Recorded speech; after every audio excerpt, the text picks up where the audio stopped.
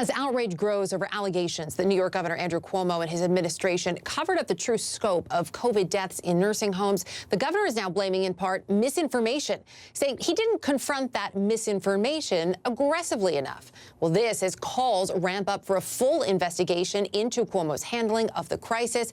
And it also comes amid allegations of political intimidation by the governor. CNN's Brian Todd has more.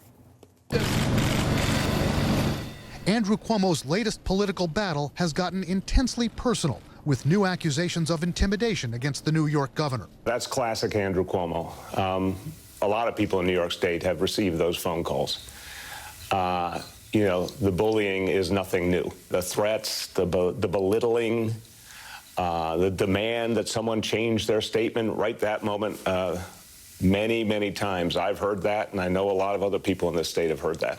The comments to MSNBC by New York Mayor Bill de Blasio, who's had a long-standing contentious relationship with Governor Cuomo, refer to a call Cuomo made recently to New York State Assemblyman Ron Kim. Kim, who's criticized Cuomo over a controversy involving nursing home deaths from COVID, says Cuomo threatened to destroy his career.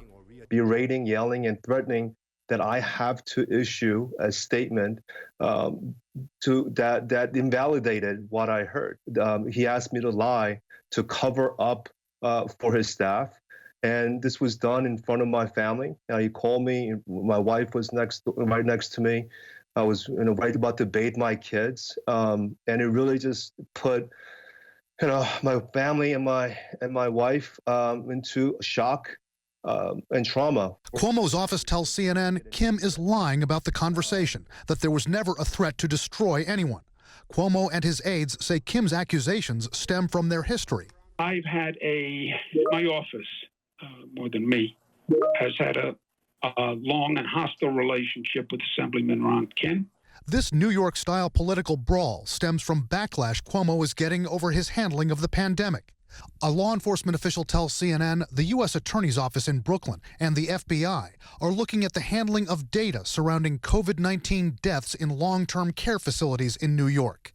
This comes after a top aide to Governor Cuomo admitted to state lawmakers that his administration delayed the release of that nursing home information because they were concerned the Trump administration would turn it into a political football. It's not clear whether federal investigators are looking at Cuomo himself. Cuomo's office says it is cooperating with the Justice Department, and Cuomo addressed the crisis this week. These decisions are not political decisions.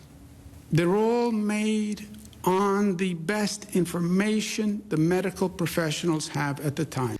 A far cry from those dark, early days of America's battle with coronavirus, when Cuomo was looked on as a true national leader.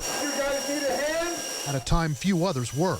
One analyst says Cuomo still enjoys high favorability ratings for his handling of the pandemic, but this is certainly among the biggest crises, political crises that the governor has faced since he's come into office, if not the biggest. And, the difference here is the attention that he's getting. Asked by CNN to comment on Mayor de Blasio's remark that he's a bully, Governor Cuomo's office didn't respond specifically to that, but did send us an email calling Assemblyman Ron Kim, quote, unscrupulous.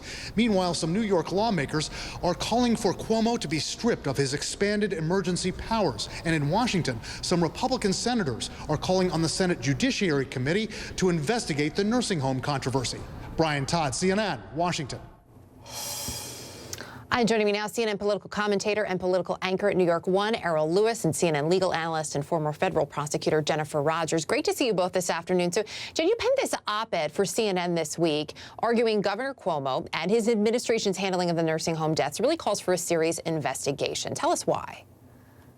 Well, for a variety of reasons. I mean, you have a situation where there are allegations that the governor and his top health officials withheld information from the state legislature. So that warrants investigations here in the state. Then you have the part that, apparently there was a federal investigation going on through the Department of Justice. And the question is, what did he do with that investigation? Was he also withholding information from the Department of Justice? If so, the feds want to get interested in that. And in fact, since I wrote the op-ed, of course, a bunch of information has been learned that there are such investigations going on.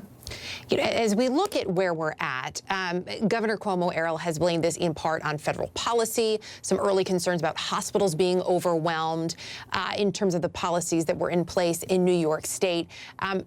you know, he said there's some issues with misinformation, but in a lot of ways he's saying, you know, look, I would still make these decisions. We turned out, we did in a lot of ways, New York State did really well. There was a point, though, that these policies, as I understand it, Errol, could have actually been changed and a little bit earlier on. Can you just, I mean, set the scene for us again, bring us back to like how we got to this point? We got to this point. It's March, Erica. We have a crisis on our hands. We have credible sources like McKinsey, the consulting firm, like Columbia University, their School of Public Health, saying that New York State needed 140,000 hospital beds in a state where we only have 53,000 hospital beds. And so in the course of dealing with the emergency, one of the orders that came from the Cuomo administration was instructing people, instructing nursing homes in particular, that if a hospital bed is freed up, if somebody's well enough, even if they've had COVID-19, if they're well enough that they can leave, they've got to leave. They've got to free up that hospital bed. They've got to go back to that nursing home.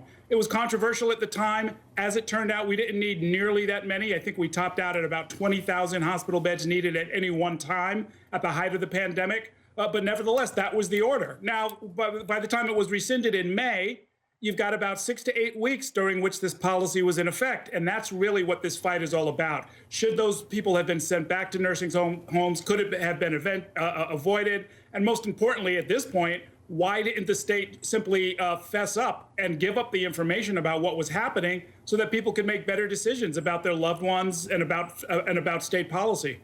And that's something that we're not really getting much of a clear answer to. I'm interested as we look at the push of what's happening here in New York State. We know there's a bipartisan push to strip him of his emergency powers, as Brian Todd mentioned.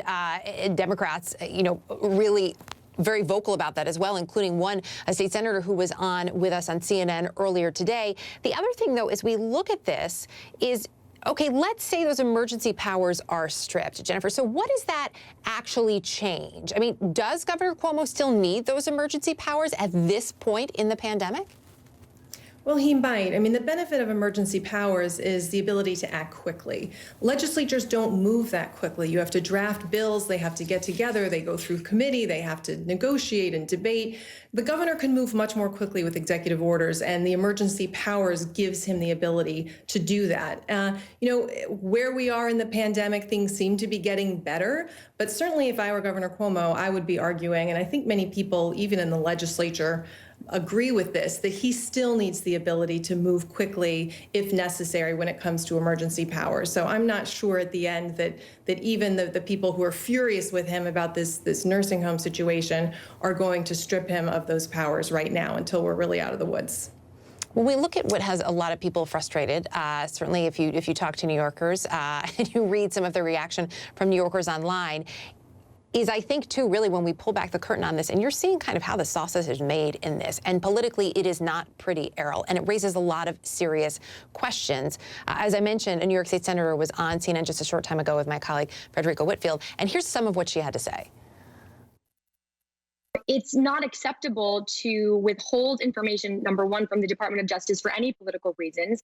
I think the thing that is perhaps the most controversial is the fact that his top aide, Melissa DeRosa, was in a closed-door meeting with legislators and said that the reason we didn't share those numbers is because we didn't know how they would be used against us as an administration.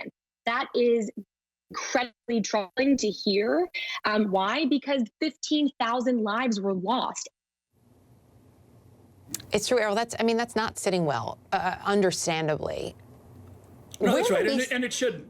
It really should, Erica. I mean, look, the standard that people have the right to expect of their government is that they're going to tell the truth, the whole truth, and nothing but the truth, that they'll let the chips fall where they may. And if the Trump administration, which is entirely credible, wanted to make political hay and make a political spectacle out of criticizing the New York governor, well, they were going to do that anyway, you know, whether you give them information or not. So give them the information that they're asking for and move on to something important like saving lives. You know, as it turned out, the Trump administration did criticize Cuomo. It turned out that the Republican establishment did go after Cuomo, and it turned out that they lost at the polls anyway. So it was kind of all for nothing, which adds an extra range of tragedy to this, you know. And then, of course, the real victims here are families who had loved ones in nursing homes, didn't really know what was going on, and had to make agonizing decisions. Do you take them out and try and bring them home? Is this nursing home a site of danger? Should I leave my grandmother? Should I leave my parents there? And they had to do it without the kind of information that they needed and they deserve to have. And that's the real tragedy here. Errol Lewis, Jennifer Rogers, appreciate both joining us today. Certainly not the last time we will be discussing it. That is for sure. Thank you. Thank you. Up next, more charges filed following the Capitol Hill riot, including charges against a Pennsylvania police officer. Stay with us. You're live in the CNN Newsroom.